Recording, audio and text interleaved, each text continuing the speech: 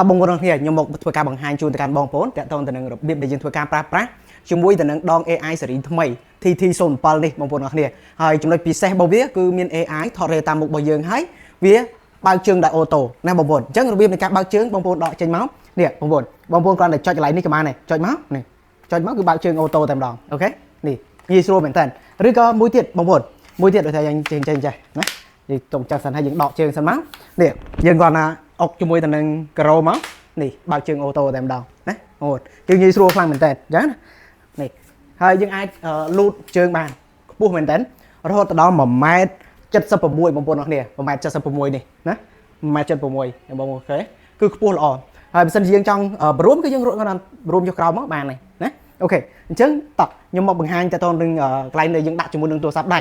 អញ្ចឹងកន្លែងដាក់ទូរស័ព្ទដៃបងប្អូនយកទូរស័ព្ទដៃរបស់យើងមកហើយកន្លែងនេះបងប្អូនបើកចេញមកណាកន្លែងនេះបើកចេញយកមកអូខេហើយបន្តមកគឺខាងនេះគឺយឺតនេះយឺតហើយយើងដាក់បានត្រូវគ្រប់ប្រភេទទូរស័ព្ទទាំងអស់អញ្ចឹងយើងដាក់មកអូខេដាក់ទូរស័ព្ទមកវាជាប់ល្អមែនតើហើយកន្លែងនេះមូកន្លែងនេះនេះមូកន្លែងនេះគឺសម្រាប់បទូឬក៏បតឹងកន្លែងនេះសម្រាប់ដាក់ទូរស័ព្ទដៃផ្ដេកឬក៏ទូរស័ព្ទដៃទៅលើទៅក្រោមអីណាអញ្ចឹងកន្លែងហ្នឹងឬក៏អ្នកខ្លះក៏អត់ចង់ថតនេះដូចប្រដាក់នៅលើតុអញ្ចឹងណាអញ្ចឹងគាត់មូកន្លែងហ្នឹងមូយើងដាក់ចេះមកគឺថតពីលើនេះណាគឺសម្រាប់ថតពីលើយ៉ាងម្ដងងាយស្រួលខ្លាំងមែនតើអញ្ចឹងយើងទៅឡើងមកវិញសិនហើយកន្លែងនេះបងប្អូនអាចដាក់ជាមួយទៅនឹងនេះភ្លើងក៏បានបងប្អូនមានភ្លើងបងប្អូនដាក់ភ្លើងក៏បាននេះយើងមូពីខាងក្រោមយើងដាក់ភ្លើងតូចចេះក៏បាននេះភ្លើងនេះហើយឬក៏ដាក់ជាមួយនឹងកាមេរ៉ាចេះក៏បានដែរបងប្អូនគឺយើងមូខាងក្រោមនេះណ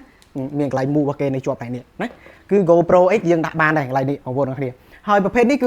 ឺបងប្អូនអាចថតមានន័យថាដាក់ទូរស័ព្ទបញ្ឈរក៏បានផ្ដេកក៏បាននេះចឹងកាច់ចេញមកគឺផ្ដេកណាអូខេមកវិញមកបញ្ឈរហើយកន្លែងនេះបងប្អូនចង់ថតកាមេរ៉ាមុខក៏បានកាមេរ៉ាក្រោយក៏បានអញ្ចឹងបងប្អូនមូកន្លែងនេះណាបងប្អូនចាប់មូមកនេះណាអញ្ចឹងថតកាមេរ៉ាមុខឬក៏កាមេរ៉ាក្រោយបានអូខេកន្លែងហ្នឹងគឺងាយស្រួលមែនតើនេះអូខេយើងចង់ថតកាមេរ៉ាមុខកាមេរ៉ាក្រោយហើយចំពោះកន្លែងនេះបងប្អូនអាចកាច់អានេះ AI បងប្អូនអាចកាច់មកត្រង់ចេះឬក៏ឡើងលើចេះក៏បានដែរពេលឡើងលើចេះតើបងប្អូនតម្លាក់កម្ពស់ចេះតិចមកឲ្យវាចំមុខរបស់យើងកន្លែងហ្នឹងណាឲ្យចំមុខរបស់យើងអញ្ចឹងទៅវាចាប់មកគឺវាវិលមកគឺ smooth ល្អកន្លែងហ្នឹងបងប្អូនគ្នាតោះអញ្ចឹងត្រង់ចំណុចកន្លែងមួយទៀតកន្លែងនេះបងប្អូនកន្លែងនេះគឺជាកន្លែងដែលយើងធ្វើការសាកថ្មនេះកន្លែងនេះជាមួយនឹងខ្សែសាកប្រភេទដូច Type C នេះបងប្អូនអញ្ចឹងពេលអស់បងប្អូនតាក់សាកទៅជាមួយនឹងភ្លើងរត់របស់យើងក៏បានជាមួយ power bank ក៏បានដែរពេលដែលអស់ថ្មបងប្អូនវានឹងលោតភ្លើងកន្លែងនេះចេញពណ៌ក្រហមភ្លឹបភ្លែដែរអញ្ចឹងយើងដាក់សាកទៅពេលសាកម្ដងយើងប្រើបានយូរបងប្អូនអរគ្នាណាអញ្ចឹងកន្លែងរបៀបប្រើប្រាស់បន្ទាប់បងប្អូនរបៀបដែលយើងធ្វើការបើកណាបើកប្រើគឺយើងចុចកន្លែងនេះបងប្អូនចុចកន្លែងនេះបតង់នេះយើងចុចជាប់មកនេះរហូតដល់វាចេញភ្លើងបៃតងនោះគឺវាចាប់មុខរបស់យើងហើយណាវាចាប់មុខរបស់យើងអញ្ចឹងគឺយើងរេឆ្វេងស្ដាំមកនេះអញ្ចឹងយើងបើក lock សិនអូខេនេះអញ្ចឹងវារេឆ្វេងស្ដាំមកបងប្អូនអរគ្នានេះណាអញ្ចឹងវារេឆ្វេងស្ដាំយកដាក់ចេះតិចអញ្ចឹងវារេឆ្វេងស្ដាំអញ្ចឹងវាយើងពេលយើងដើរចេះមកណាអញ្ចឹងវារេចាប់មុខរបស់យើងតែម្ដងអញ្ចឹងយើងចង់កាន់ផលិតផលអីសូបង្ហាញថត live អីផ្សេងហើយយើងអាចដាក់បានគ្រប់ប្រភេទទូរស័ព្ទអញ្ចឹងវារេទៅតាមមុខរបស់យើងពេលដែលយើងដើរបែកខ្នងឬក៏នេះគឺយើងវារេទៅតាមមុខរបស់យើងគឺវាចាប់របស់យើងបានល្អខ្លាំងមែនតើឡើយហ្នឹងហើយយើងអាចបញ្ជាដោយកាយវិការបើសិនជាយើងចង់ឲ្យវាឈប់វិលយើងដាក់ដៃចេះបងប្អូននេះដាក់ដៃចេះណាដាក់ដៃចឹងមកវាចេញភ្លើងពណ៌ក្រហមឡើយនេះបងប្អូនឃើញទេនេះ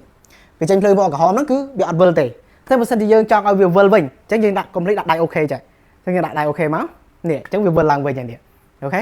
គឺងាយស្រួលប្រើប្រាស់ខ្លាំងមែនតើឡើយហ្នឹងអញ្ចឹងវាចេញភ្លើងពណ៌បៃតងកន្លែងនេះអូខេហើយមួយទៀតបងប្អូនចំពោះកន្លែងនេះគឺតេឡេសម្រាប់បញ្ជាថតពីចម្ងាយនេះតេឡេនេះគឺយើងអាចដោះបានអ្នកខ្លះអត់ចេះដោះកន្លែងហ្នឹងបងប្អូនឃើញកលាក់របស់វាបន្តិចទេនេះកលាក់របស់វាកន្លែងនេះណាអញ្ចឹងយើងយកកញ្ចក់ដៃរុញអានេះទិញមកនេះចាញ់ហើយណាពេលដាក់វិញគឺអានេះនៅខាងលើយើងដាក់វិញគឺយើងដាក់ពីខាងលើមកមុននេះអញ្ចឹងអូខេពេលទាញវិញគឺនេះកញ្ចក់ដៃឆ្កឹះចេញទៅមកបានហើយយើងចូលនៅក្នុងទូរស័ព្ទដៃរបស់យើងបងប្អូនចូលទូរស័ព្ទដៃរបស់យើងមកយើងបើកនេះតេឡេអញ្ចឹងយើងរុញមកនេះមក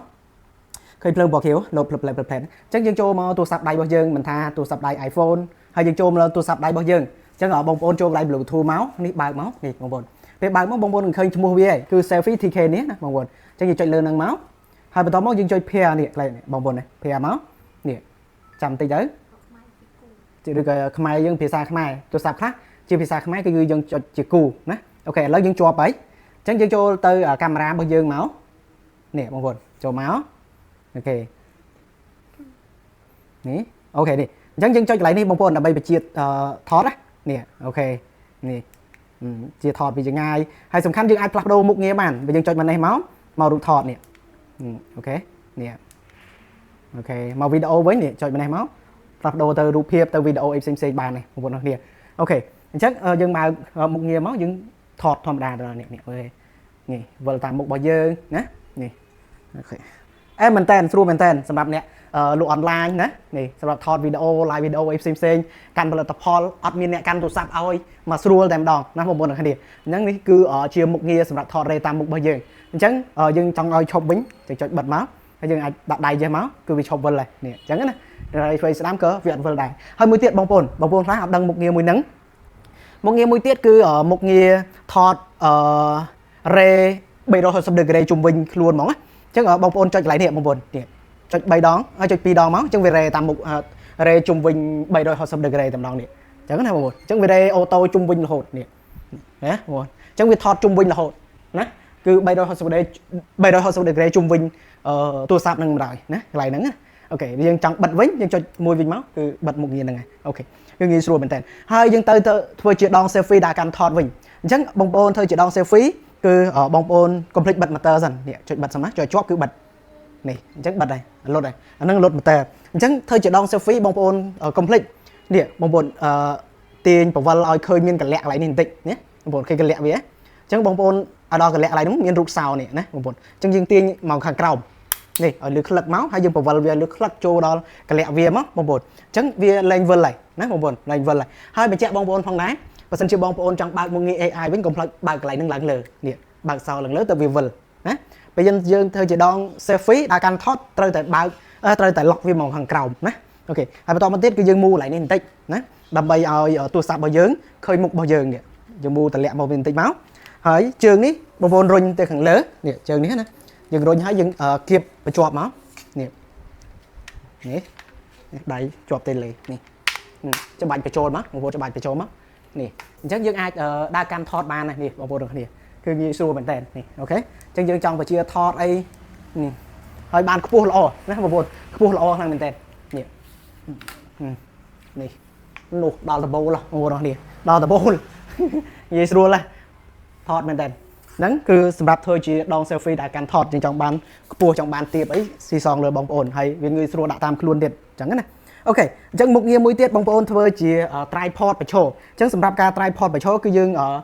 បិទមុខងារ AI នឹងដូចគ្នាប៉ុន្តែយើងបញ្ឈរអញ្ចឹងសម្រាប់អ្នក live លក់ online អីនៅផ្ទះនៅអីអញ្ចឹងណាអញ្ចឹងគឺគេអត់ប្រើជាមួយនឹង AI នឹងក៏បានគាត់ធ្វើជាជើងកាមេរ៉ាសម្រាប់ដាក់បញ្ឈរទូរស័ព្ទ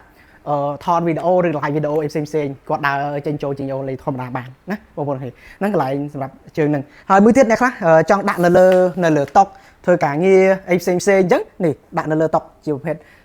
tripod តូចដាក់នៅលើតុអញ្ចឹងក៏បានដែរនេះណាបងប្អូននេះគឺងាយស្រួលដាក់កាមេរ៉ាដាក់អីមកអែមតែម្ដងណាងាយស្រួលតាហើយសម្រាប់អ្នកខ្លះគាត់ចង់ដាក់ជាមួយនឹងកាមេរ៉ាដូចជា Canon ឬក៏ Sony អីចឹងណាអញ្ចឹងគឺដាក់ជាមួយកាមេរ៉ាខ្ញុំសុំដកទូរស័ព្ទចេញសិននេះណាអូខេអញ្ចឹងគ្រប់កាមេរ៉ាទូរស័ព្ទ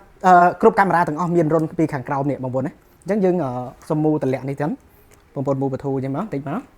ចុះក្រោមនេះហើយយើងយកមកយើងមូបញ្ចូលនេះបងប្អូនមូបញ្ចូលមកមានកន្លែងវាស្រាប់ទេបងប្អូននេះពួក digital camera បងប្អូននេះអញ្ចឹងបើសិនជាយើងមូទៅវានេះយើងមូកន្លែងនេះវិញនេះមូកន្លែងនេះហើយវាណែបន្តិចវិញអូខេហើយយើងរឹតកន្លែងនេះឲ្យតឹងមកនេះរឹតកន្លែងនេះឲ្យតឹងហើយយើងបើកមុខងារ AI មកណានេះបើកអីបើកខាងក្រោមសិនបើកមុខងារ selfie សិនណានេះកុំភ្លេចបើក lock ខាងក្រោមមកអូខេខាងក្រោយយើងបើក lock បន្តិចមក